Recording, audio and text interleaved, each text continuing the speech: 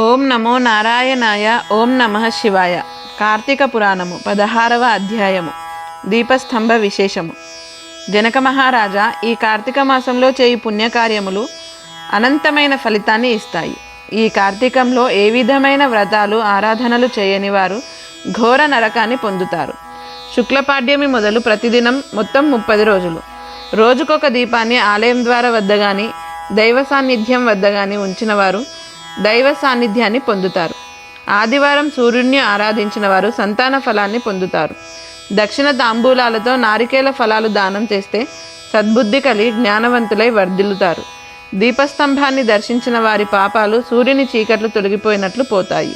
కార్తీక మాసంలో ఆలయానికి ఎదురుగా రాతితో కానీ మానుతో కానీ స్తంభాన్ని పాతి దానిపై శాలి ధాన్యం తిలలు గల ప్రమిదలో నేతిని పోసిన దీపమును పెట్టడమే దీపస్తంభ ప్రతిష్ట. ఇందువల్ల మానులకు మనుషులకు పునర్జన్మ కలిగిన ఇతిహాసం ఒకటి ఉన్నది, వినవలసింది అన్నాడు వశిష్ఠ మహర్షి.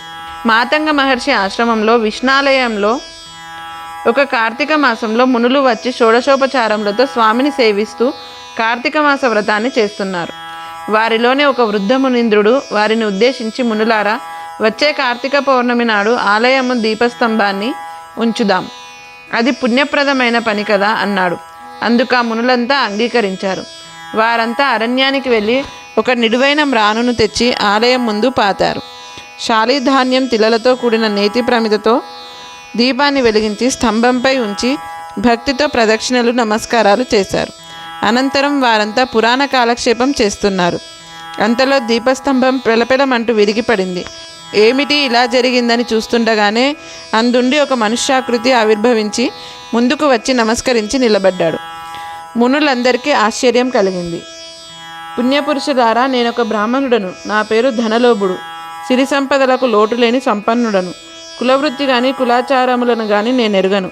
దాన ధర్మాలు దైవాకార్యాలు ప్రసక్తే నాకు లేదు. చాలా నిరంకుశంగా బ్రతుకుతుండేవాడిని.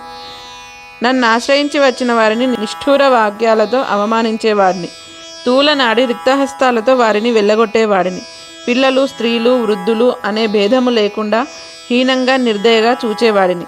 అందువలన నేను అనేక జన్మములెత్తి నరకయాతనలు అనుభవించాను. నానా జన్మల అనంతరం అడవిలో మ్రానునే జన్మించాను. ఎండకు ఎండుతూ, వర్షానికి తడుస్తూ, గాలికి ఊగిసలాడుతూ జీవిస్తున్నాను. మీరంతా అడవికి వచ్చి నన్ను నరికి తెచ్చి నిటారుగా మ్రానుగా చెక్కి ఆలయం ముందు నిలబెట్టి నాపై దీపాన్ని ఉంచారు. ఈ మీ చర్య వల్ల మ్రాను జన్మ తొలగిపోయి మనుష్య జన్మ దొరికింది. పూర్వజన్మల స్మృతి కలిగింది. పుణ్యపురుషులారా, పరమ నికృష్టుడైన నాకు ఈ నరజన్మ కలిగిన వైనము తెలియజేయవలసిందని వేడుకున్నాడు. ఓయి ధనలోభి, ఇది కార్తీక మాసము, చాలా గొప్పదైన మాసము. చేసిన పుణ్యకారం ఎంతటిదైనా అది అపారమైన ఫలితాన్ని కలిగజేస్తుంది. సన్మార్గులకు దైవారాధకులకు కలుగు పుణ్యము వర్ణనాతీతము. అంతేకాదు, ఎంతటి పాపాత్ములైన కించిత్ పుణ్యప్రాప్తి వల్ల పునీతులై తరిస్తారు. పశుపక్షాదులకే కాక మ్రాణులకు రాళ్లకు సైతం పుణ్యఫలం కలుగుతుందని చరిత్ర చాటుకున్నది అని వారిలో ఒక మునీశ్వరుడు యోగ దృష్టితో పరిశీలించి, ఆలయమందు దీపాన్ని మోసిన కారణంగా నీ పాపాలన్నీ పటాపంచలైపోయి నీ పూర్వ నరజన్మ నీకు కలిగిందని వివరించారు. ఓం నమో నారాయణాయ. ఓం నమః శివాయ.